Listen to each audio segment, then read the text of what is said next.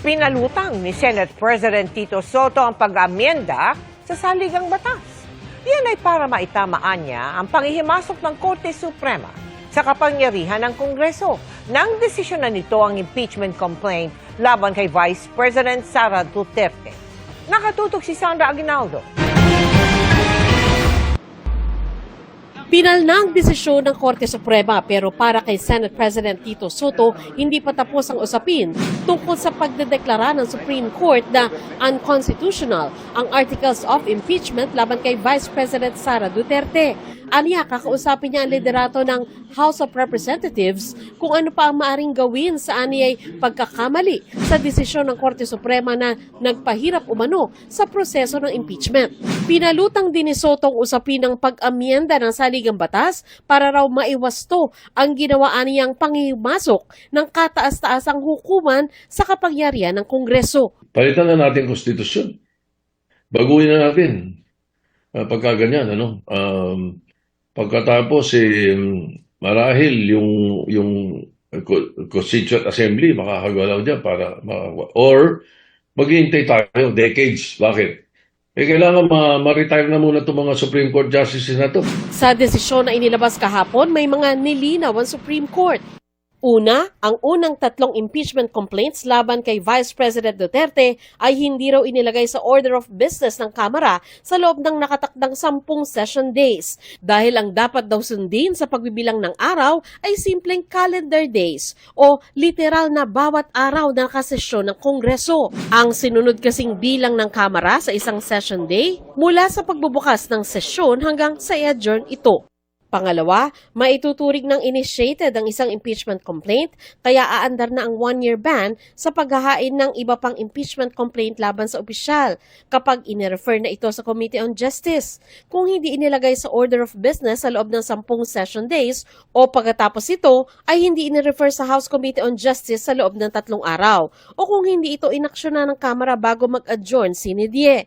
Ang ika-4 na impeachment complaint noon laban sa bise, hindi na dumaan sa Committee on Justice at direktang ipinadala sa Senado dahil suportado ito ng mahigit 1/3 ng mga kongresista, alinsunod sa probisyon ng saligang batas. Dati sinabi ng Supreme Court na dapat binigyan ang bise ng pagkakataon na sagutin ang mga paratang bago inirefer sa Senado. Pero sa bagong resolusyon, nilinaw ng Korte na kung ganitong paraan ang gagamitin, ang pagkakataon ng nasa sakdal na magbigay ng panig ay sa paglilitis na mismo sa Senado.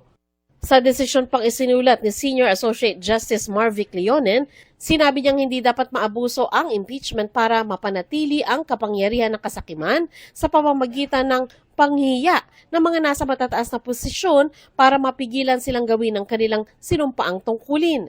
Ang mandato raw ng Supreme Court ay tingnan kung may pag-abuso sa pamamagitan ng pagsuri sa proseso at pagtiyak na ang interpretasyon nito sa rules, batas at konstitusyon ay hindi magagamit para pahinain ang impeachment process. Ayon kay former Supreme Court Associate Justice Adolfo Ascuna, isa sa mga bumalangkas sa 1987 Constitution, sa bagong resolusyon ng Supreme Court, mas bumilis ang second mode of impeachment o yung pagpa-file ng complaint ng 1/3 ng lahat ng miyembro ng House of Representatives na agarang itatransmit sa Senado. Kung dati kasi, ni-require na padaanin pa ito sa House Committee on Justice, ngayon sinabi ng Supreme Court na maaari na itong gawin ng Kamara kung nais lamang nila. Mas maganda na ngayon at hindi na masyadong mahigpit ang proseso ng impeachment. Tinanggal na yung mga requirements na kailangan magkaroon ng hearing, kailangan magkaroon ng prueba na naintindihan nila yung complaint at saka yung ebidensya. Hindi na kailangan yun. So optional na lang yung hearing at saka yung dating procedure na i-refer na sa committee as a way of initiating a complaint. Punto pa ni Ascuna, hindi na rin pwedeng upuan o hindi aksyonan ang impeachment complaint. Over the loophole when Congress makes ipit the complaint, doesn't refer it to a committee, iniipit lang, and lumampas yung panahon. Sabi ng Supreme Court, hindi pwede yon. If you do not refer to committee within the time period and the time lapses, yun, commence na rin yun. Or even if you do not refer to committee and the time is still running, but the Congress adjourns, yun, initiated na rin yun.